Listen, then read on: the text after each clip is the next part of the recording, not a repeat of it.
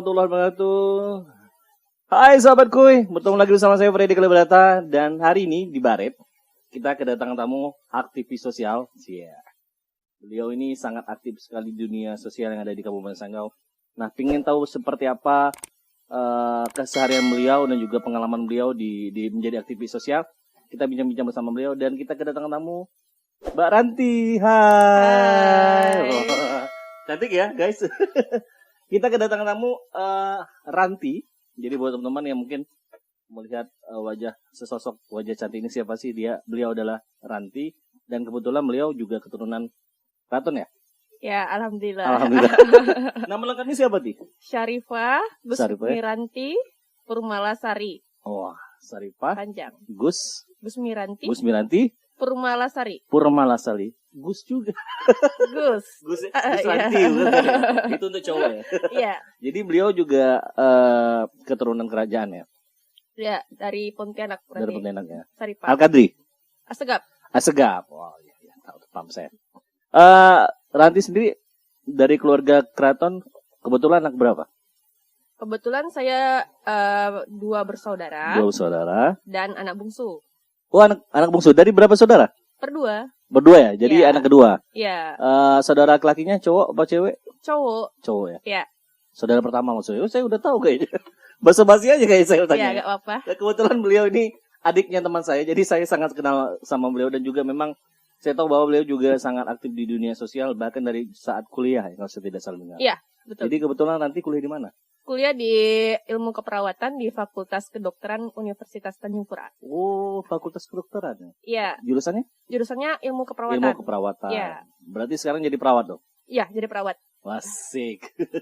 Jadi dulu juga sempat kalau saya tidak pernah salah informasi bahwa dulu juga sempat berkumpul sama kawan-kawan aktivis kuliah yang mencoba untuk juga merangkul kawan-kawan mahasiswa yang ada di Kabupaten Sanggau yang kuliah di Pontianak gitu ya? Iya, benar. Sempat terbentuk nggak sih dulu? Jadi itu sempat dilema juga. Jadi sempat kita bentuk, terus gagal. Dan kita coba bentuk lagi di angkatan setelahnya, itu juga gagal. Gagal ya? Kenapa tuh kira-kira? Kenapa gagal? Karena terlalu banyak orang, jadi terlalu banyak mungkin pola pikirnya yang berbeda gitu. Karena memang histori seperti ini kawan-kawan sahabatku. Jadi memang dulu zaman saya kuliah tahun 2004, kami juga kebetulan sama abangnya si Ranti juga pernah dulu membentuk Forum Mahasiswa Kabupaten Sanggau tahun 2005. Dan itu sampai saat ini juga pada saat sampai kami selesai kuliah juga itu tidak terbentuk. Nah di eranya si Ranti juga ternyata Ranti dan kawan-kawan juga membentuk juga tidak terbentuk ya. Iya, tidak terbentuk juga. Jadi memang agak susah kayaknya ya untuk membentuk wadah mahasiswa yang ada di Pontianak nih ya. Iya. Soalnya gini, Sanggau ini kan terdiri dari 15 kecamatan. Jadi di kecamatan ternyata tuh ada organisasi kecamatan juga kayak gitu. Oh gitu. Jadi memang masing-masing kecamatan juga ada organisasinya. Iya, ada organisasinya. Jadi itu yang buat agak susah kayaknya ya. Iya, jadi untuk menyatukan dari 15 kecamatan itu mungkin ya di situ masalahnya ya kan. Berbeda-beda pandangan, berbeda-beda pikiran. Iya, betul. Nah, kalau sekarang sibuknya di mana? Sibuknya di banyak. Banyak? Ya, di banyak.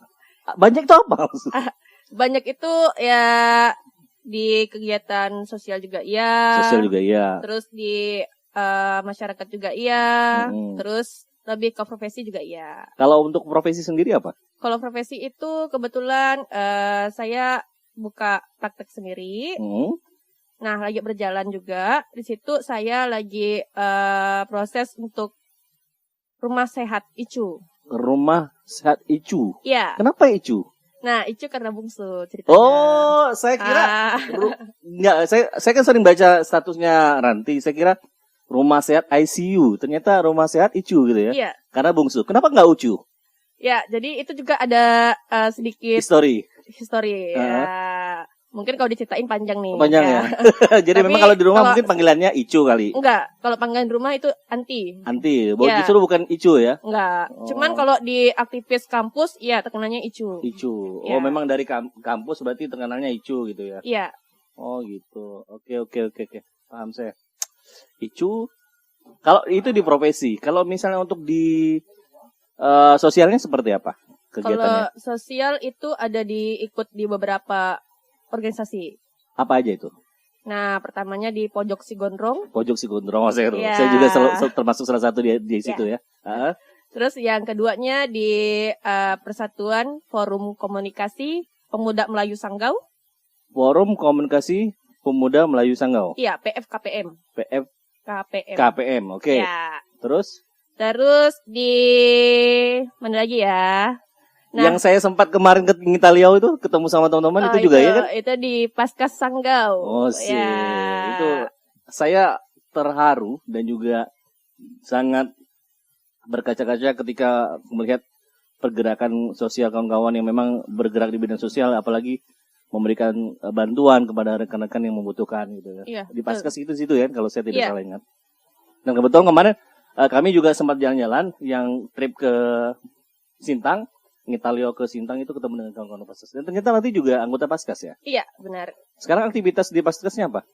Kalau di Paskas kita lebih ke mengumpulkan donasi dari para donatur, orang tua asuh untuk adik-adik yatim, adik-adik penghafal Quran, adik-adik di pondok pesantren, dan kayak duafa, ibu bapak yang membutuhkan bantuan seperti itu.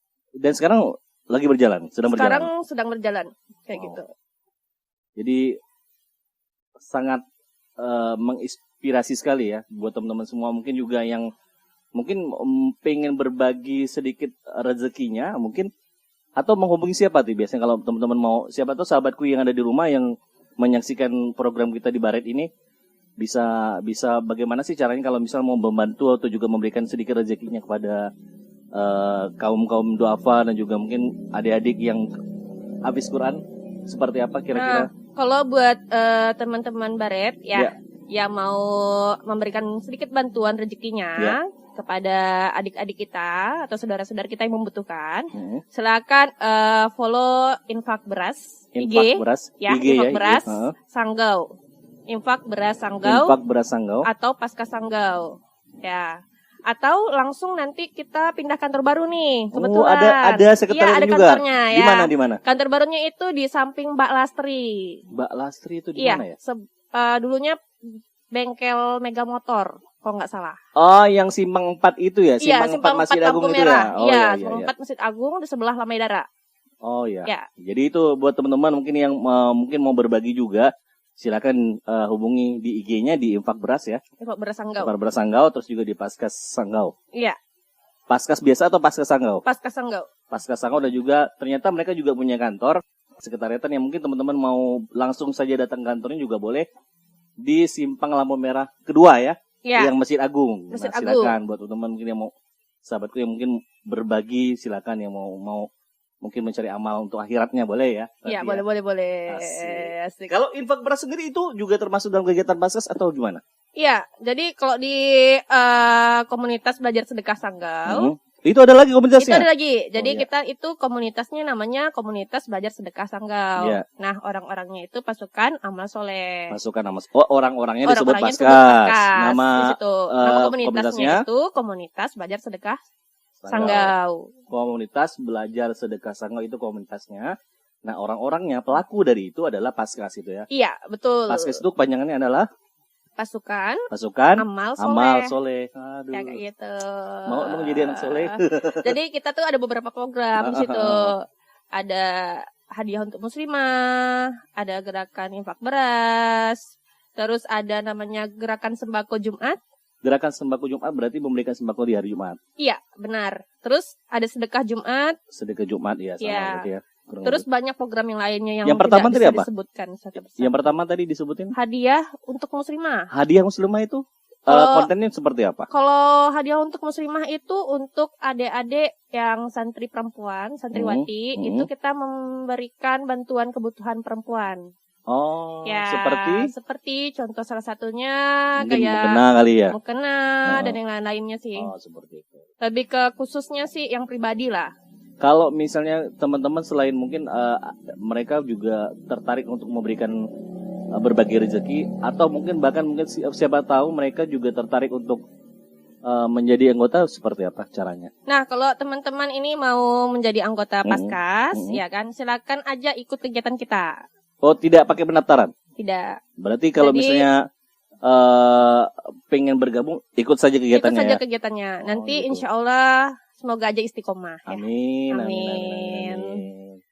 Aduh, jadi kalau bicara masalah sosial memang kita juga perlu berjiwa dan juga hati yang lapang ya. Jadi memang benar. Tugasnya karena sangat berat ya. Jadi juga kita juga belajar untuk bagaimana caranya kita mengikhlaskan sesuatu yang kita miliki untuk orang lain seperti itu. Ya. Iya betul. Aduh. Yang penting kalau kita ikhlas, kalau kita niatnya juga ya baik, insya Allah dimudahkan. Amin, ya, amin. Aduh, kalau udah bicara sosial ya, tidak salah saya mengundang beliau untuk datang ke sini. Jadi inspiring banget buat teman-teman semuanya. Tadi saya sempat ICU tadi apa? ICU ya? ICU. Rumah sakit atau apa? Sehat. Rumah sehat ICU. Jadi Rumah itu gimana konsepnya? ICU. Nah, pengen saya itu berubah. Sekarang itu paradigma kita harus sehat ini harus berobat. Ya, betul. Berobat dalam artian kita harus ngecek kayak kolesterol kita gimana, kayak asam urat kita gimana, diabetes kita gimana, dan program unggulannya kayak bekam. Oh, bekam. Ya. Oh, jadi memang rumah sehat ICU ini programnya adalah mengawal kesehatan yang ada di masyarakat gitu ya. Jadi benar. memang konsepnya mungkin kayak kalau yang mau tahu darahnya berapa tingginya, tensi darah seperti itu mungkin ya. Terus juga yang memang program analnya ada bekam. Iya. Itu untuk pria atau untuk wanita? Nah, kalau kita di rumah sehat ICU ada tim. Ada tim. Iya, ada yang terapis perempuan dan ada terapis yang laki-laki. Oh, berarti laki-laki perempuan bisa gitu ya? Oh, saya karena kira kan takutnya hanya perempuan saja karena yang pelakunya kan Ranti gitu ya. Iya, karena kebetulan kita pengennya tadi paradigmanya kita berubah dari sehat kita harus udah mencoba untuk sehat. Gimana caranya sehat ya tadi bisa ngecek dari kesehatan kita sendiri kayak gitu. Karena selama ini orang itu kalau udah sakit baru periksa. Benar. Ya, harusnya dari sehat juga kayak gitu. Oh, iya betul sih. Betul. Aduh, sangat menginspirasi banget. By the way, nanti sudah punya pasangan apa belum? Wah, itu jangan dibahas ya, Tit. Berarti belum, geng. Sensor. Berarti belum, geng. Kalau udah seperti itu pertanyaan dan jawabannya seperti itu, berarti belum, geng. Jadi buat teman-teman mungkin yang masih jomblo juga boleh. Wah, ini sensor ya. Siapa tahu sahabatku mencari pasangan hidupnya kan bisa teman sama Ranti kan. Wah. Kayaknya berat inspiring banget. Anak kedua soleha, ya kan, jiwa sosial tinggi. Waduh, sangat luar biasa. Wah, itu sih lebih-lebih kan tuh. Kalau di sahabat Pojok Sigondrong sendiri gimana aktivitasnya? Nah, kalau di pojok itu kita lebih ke diskusi, juga sosial juga ada, kayak gitu di situ. Jadi kita pengennya itu teman-teman harus berpikirnya luas, kayak gitu. Luasnya dalam artian apa? Kita harus peduli terhadap sesama kita, ya kan? Peduli terhadap isu-isu yang ada di masyarakat, ya kan? Jadi kita kadang-kadang diskusinya sesama pejabat juga, sesama aktivis juga, ya kan? Sesama tokoh masyarakat yang lainnya seperti itu. Berarti memang kumpulan teman-teman yang berdiskusi ya? Iya, benar. Mencari solusi yang terbaik gitu. Wah, mantep. Berarti betul-betul aktivis sosial banget. Kalau yang terakhir tadi, yang Pemuda Melayu. Nah, kalau Pemuda Melayu kita lebih ke ngangkat ke marwah Melayunya. Marwah Melayu ya. Bahwa Melayu ada di Sanggau gitu ya. Nah, betul. Seperti itu. Obrolan yang sangat menarik sekali buat sahabatku dan juga Ranti. Nah, ending saya pengen biar teman-teman sahabatku yang di rumah sana juga terinspirasi oleh Ranti. Mungkin ada pesan-pesan dari Ranti buat teman-teman di rumah yang pingin seperti Ranti, seperti apa sih caranya? Boleh. Nah, kalau pesan-pesan saya sih gini, teman-teman. Kita ini hidup ke dunia itu untuk ibadah, ya kan? Nah, kita juga ibaratnya dari masyarakat terus berproses dan kembali menjadi masyarakat, ya kan? Nah, selama kita hidup di dunia, lakukanlah apa yang bisa kita lakukan, ya kan? Yang terbaik untuk diri kita dan lingkungan kita. Kenapa? Kita bakal kembali nantinya. Tidak tahu kapan, tapi pasti kembali, ya kan? Jadi lakukan yang terbaik karena nanti kita akan dikenang itu adalah perbuatan yang kita lakukan. Nah, seperti itu. Lakukanlah yang terbaik ya dalam hidup kita. Itu adalah pesan dari Ranti. Ranti punya akun YouTube juga?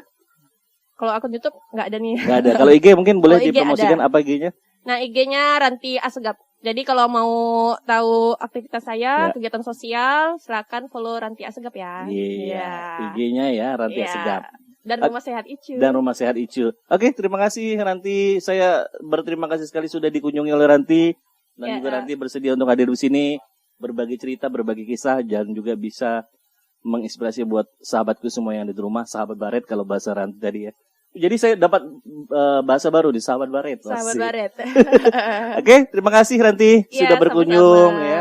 Dan juga buat teman-teman semua, sahabat Kuy, boleh di komen kira-kira siapa lagi yang bakal kita undang di Baret untuk sesi selanjutnya. Dan akhirnya saya Freddy Kalibrata pamit, sampai ketemu di Baret selanjutnya. Hasta la vista, see ya.